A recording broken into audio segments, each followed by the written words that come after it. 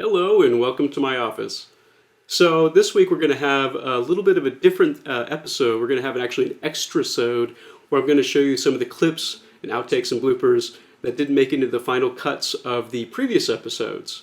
So usually due to time constraints, a lot gets cut out, and this time I think it's really interesting, so I want to feature some of it here. So we'll probably end up doing this about every 5 episodes or so, where you get to see some of the stuff that didn't make it into the normal episodes, as well as me just screwing up a lot, which is something I tend to do. Yeah.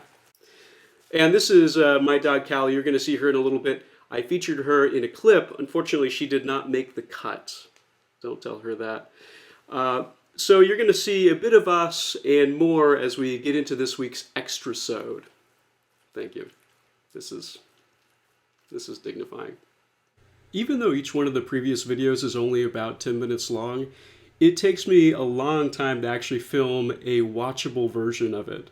This is because even though I am a public speaker, I teach almost every day, it is really hard to talk in a long run of words, oftentimes with really complex verbal, what is it?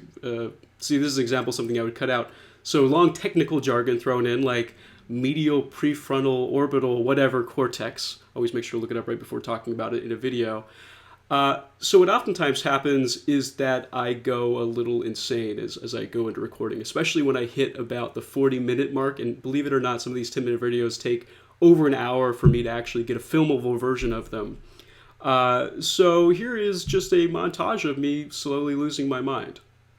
And yet we see opposite trends with boys who grow up to be great.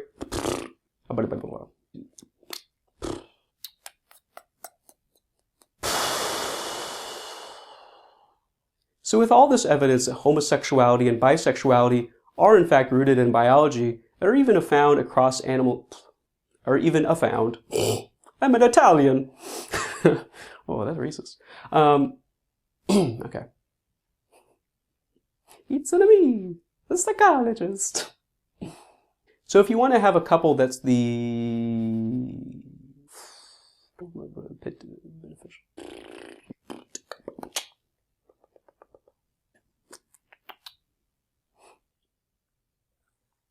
Oh, so good. Oh, my striatum just lit up. Oh. In blind taste tests, oh, my dyslexic moment. Almost had it.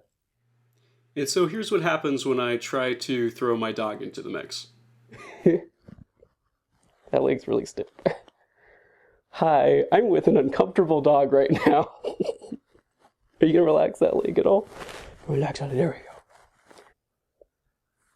This is fun, right? You're heavy. I need to feed you less. So she has about 65 times the amount of brain volume devoted to smell than we do. Especially her. She's part basset hound, so she loves to smell. Don't you? She's ignoring me now because she doesn't like to be picked up. This is her private hell. She's heavy. Whew. You did really well. Are you ignoring me? This next clip comes from the Taste and Smell episode, and this is another example of how our visual cortex often plays tricks on us in helping us interpret what we are actually tasting and smelling in our food. One funny example of this is with wine. So wine comes in 2 varieties in general, a white and a red. Gee, who knew? I had both in my house. And we usually think of one as being very different flavor than the other. So usually when people rate white wines, they think of them as being kind of apricot-y, floral, very fresh.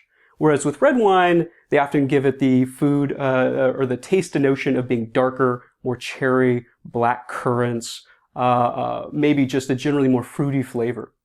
So in one such study, they had so-called wine connoisseurs come and taste test different wines, and they all started out with a white wine. And, as is average, here, I'll have a little sip right now. Oh yeah, so many of them gave it sort of a, this is a very floral scent, it's very fresh, it's light. And then what they did is they brought out the exact same white wine, but this time with red food coloring in it to make it look like red wine. And in this case, and yes, I'm going to take another sip. It's my video.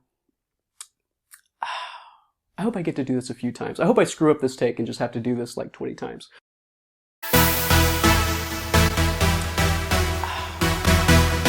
I hope I screw up this take.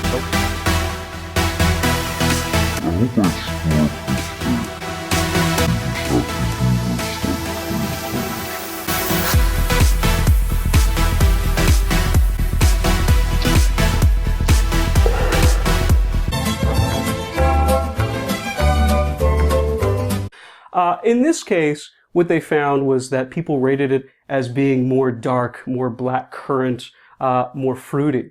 But of course, it was the exact same white wine, just with some red food coloring it in one condition. So in this case, their visual system had overtaken their taste sensations and they actually tasted something different.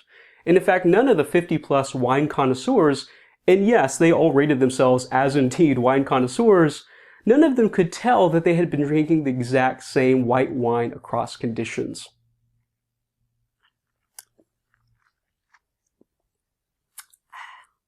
One of my favorite researchers in this area is this guy named Paul Rozin. And he's not so much a food psychologist as a disgust psychologist. So he often does studies where he tries to make people feel disgusted. But as part of his research, he tried to figure out how much he could visually change food before it became basically unedible. In this case, he found that a little blue or green food coloring in milk oftentimes made people feel that the milk was more sour, had spoiled, or were just unwilling to drink it. And he found that he could turn fudge pretty much unedible if he first formed it into a convincing mold of dog dew. So I hope you enjoyed this week's Extrasode, and next week we'll hit you up with a brand new topic. Make sure to check out the previous episodes. You can do that by going to psychologyvidcast.com or following me on YouTube, Facebook, or Google+. So I'll see you next week.